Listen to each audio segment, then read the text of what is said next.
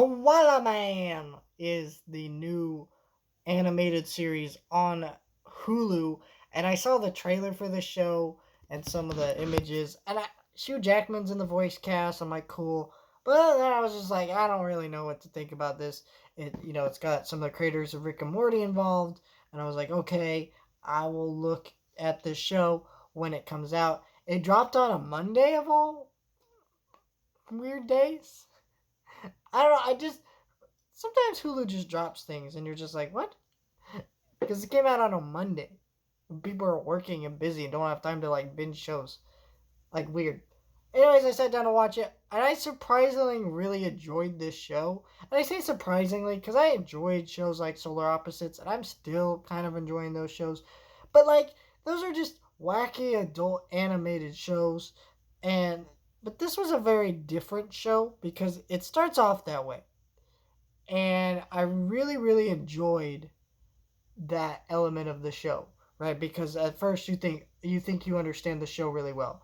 It's a superhero parody with a weird guy who's pretending to be a koala. And you feel like you understand all the character dynamics pretty easily. Um, like you got the one daughter who's jealous of the popular girl. You got the one son who's a little bit weird or whatever, and then you got the mom in there who's kind of just disenfranchised with her husband and might be looking to get a divorce or whatever. You know, the mom actually feels very similar to Beth in ways from Rick and Morty. Not exactly the same. In fact, she's a much better person than Beth. I digress. Um, but like the son feels like I don't know, like a Gene from Rick and Morty or something. The main girl feels like I don't know, generic female character, I guess.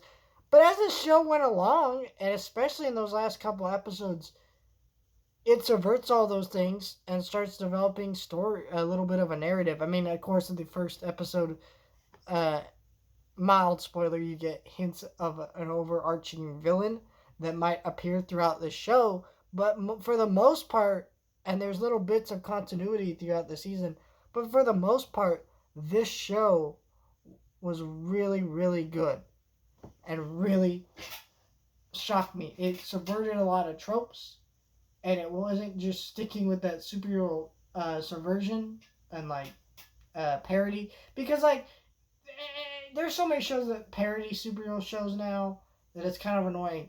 The Boys does it on a darker end of the spectrum. Same thing with Invincible. They kind of like parody superhero tropes and subvert them in different ways. But then you have like Deadpool and other things, and just even the MCU is now gone into parody with She-Hulk. Everything feels like it's parodying itself now, and it's a little bit annoying. But with this, it felt.